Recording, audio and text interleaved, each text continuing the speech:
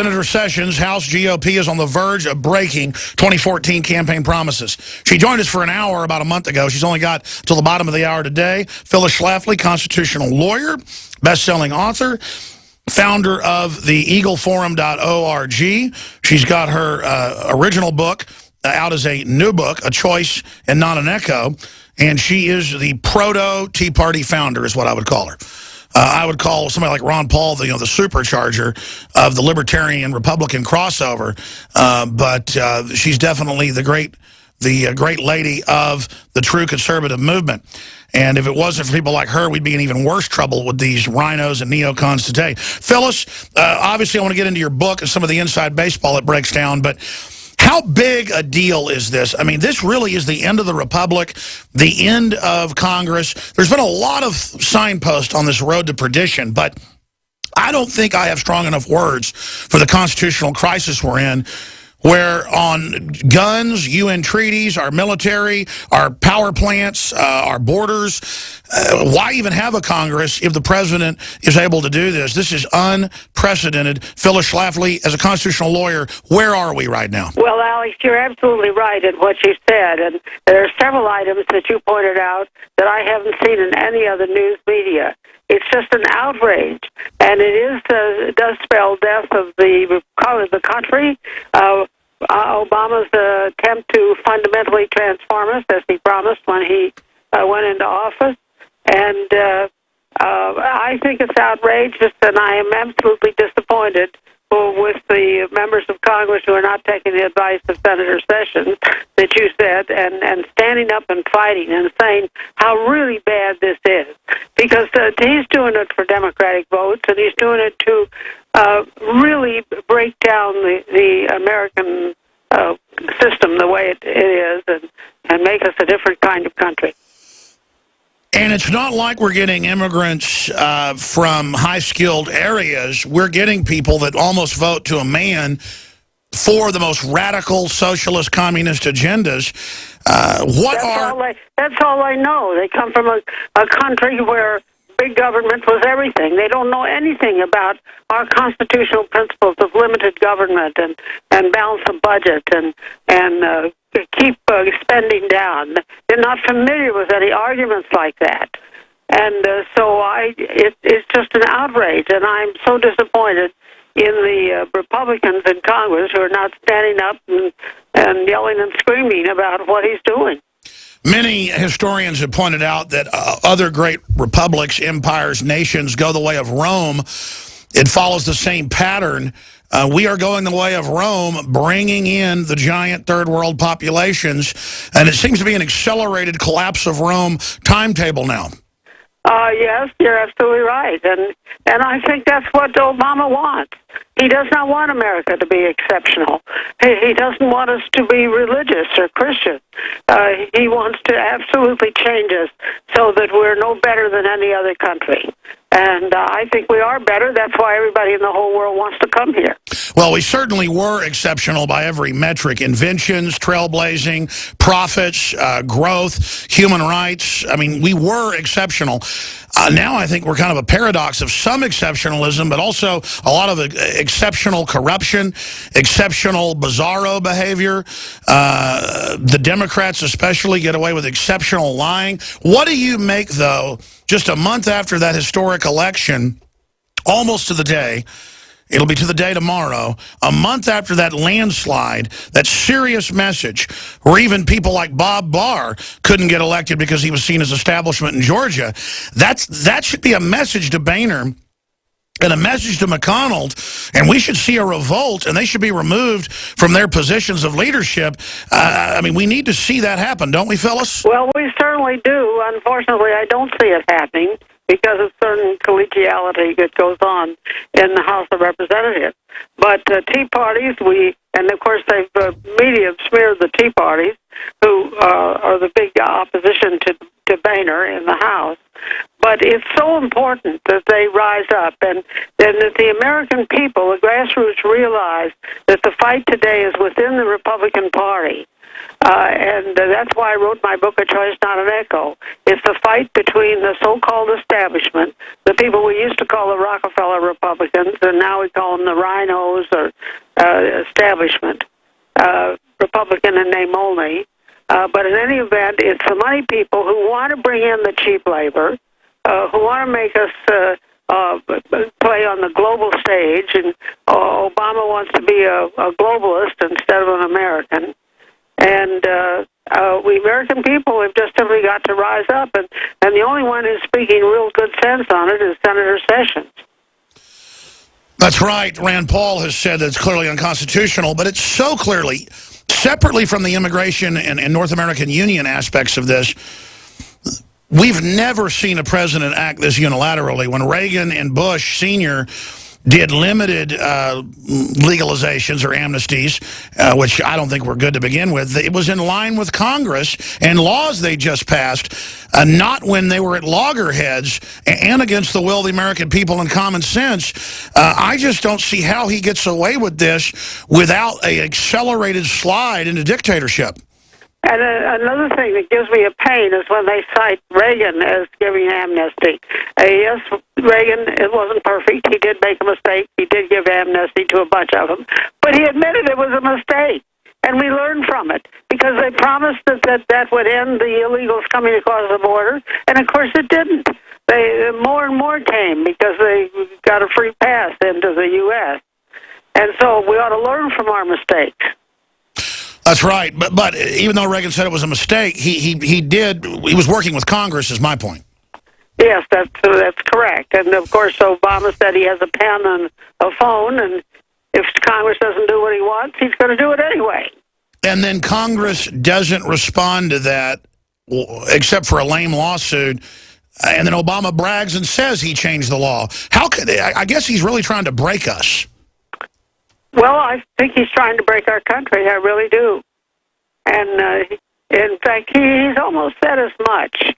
He really meant it when he said he wanted to fundamentally transform us. And we like to think we're the rule of law, that we're a constitutional government, that we stand by the Constitution. And somehow, most of the congressmen are not. Now there's a group of the conservatives in the House meeting this morning. Is this Wednesday? Yeah, they meet on Wednesday, and I hope they're going to come out with some at least some talk about how unconstitutional what Obama's doing. It's a conservative group that's led by Steve King, who's one of the few good guys in the House, and I hope we'll hear something, and I hope it'll be reported by the media. I want to skip this network break because we have limited time with Phyllis Schalfly, founder of Eagle Forum. You can go to eagleforum.org, invaluable information, and also find her column there and more on her new book, which, again, is under the same name, but a new book under the original classic name, A Choice, Not an Echo. When you talk about the people trying to be gentlemanly in the House and wait their turn to move up the ranks of power, are we going to see our country completely broken and brought into global governance and the North American Union and a new voting bloc brought in to be servile lapdogs to the worst elements of the power structure on the altar of being friendly in Congress and not being persecuted or not being kept off committees? I mean, don't these congressmen and women know if they would do the right thing, people would come to their aid and they would be rock stars in this country instead of creeping along like a bunch of lawyers and compromising. But even a compromise means the other side gives something up. No. Compromising under this system means we just do whatever we're told. And I wonder if we go along with this, what more can they do? Well, they're going to come with executive orders on guns. And Phyllis, I'm afraid that's going to start a civil war.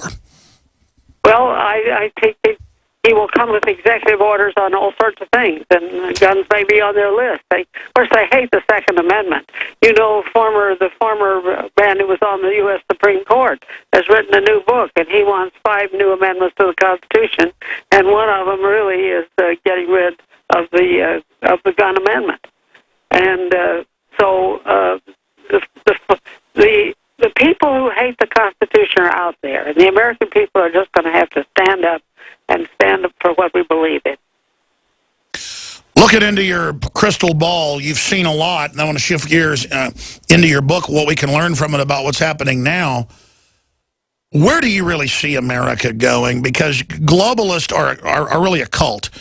And they get such money and power out of the fact that the UN and these multinationals can manage things, and they can make money off crises, they can make money off booms. They really aren't based in the free market or reality, but the crony capitalists that fund them want full control, so they're persecuting any type of real free market system, just seeing it as competition, when really they're just exterminating the environment of economics that's allowed our civilization to even function. It just seems suicidal by the elites, what I see them doing.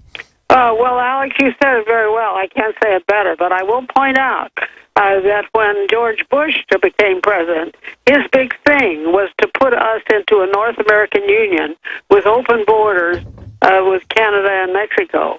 And Eagle Farm fought that very hard, and we beat him on that. Nobody's really talking about the North American Union anymore. Exactly. So now it's back by stealth, as they said they would do in the Banff Canada meeting from the secret documents Judicial Watch got. So how do we beat a stealth integration that we're witnessing right now? Well, with talk show hosts like you who bring the truth out. The talk show is a great advantage to our cause because it brings the information to the public they can't get in any other way. And so I thank you for that. Please don't. We're in this together. Well, we've got to alert the American people to what's going on, and Eagle Farm has been a leader. We oppose all of this bipartisanship. I tell in my book how Sandy Berger was assigned to go give a speech to the Bilderbergers at the Library of Congress and say that bipartisan center was what we really want to work toward, and Bush, Condoleezza Rice, on behalf of Bush, announced, yes, that's what they're going to go for. And we don't want these globalists. We want, because America is unique. It's not only exceptional, it's unique. Sure. And, but it's beyond that. It's beyond that. It's not like we're being conquered by something better. We're being conquered by a shyster scam, fractional reserve banking, fraudulent system that makes us bail out their global derivatives and plans to make us even worse debt slaves.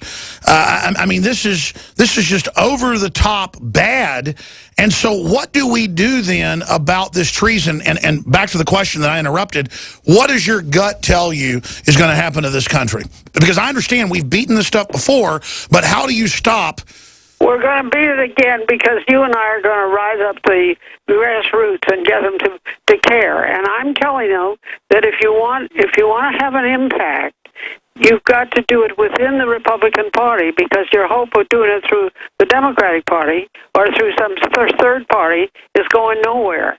You've got to do it with the Republican Party, get the right people nominated and elected to the Republican convention coming up in 2016 so that we get a good pro-American president, and read my book, A Choice Not an Echo, which tells all the shenanigans the Republicans have been engaging in since 1964. It's right up to date, and it's kind of your handbook for action as we approach the next presidential election. Absolutely. You know, I've always been for third parties at the state level. Third party, you know, if somebody like Ross Perot could have won. But clearly the entire power structure is lined up to defeat a takeover of the Republican Party by the constitutional movement. And that tells you that's one of our only shots. That's why they're spending all their time and energy bipartisanly to try to shut that down. That's right. And bipartisan is no good. We don't want to go halfway with the people who want globalist answers. We want the American way and show that it's better and unique. That's what we have to rile up the people to do, and get yourself close enough to the party that you get elected to be a delegate to the next Republican convention. This is the way we did it in 1964 when we nominated Barry Goldwater. And it can be done again. We did it in 1980 when we nominated Ronald Reagan.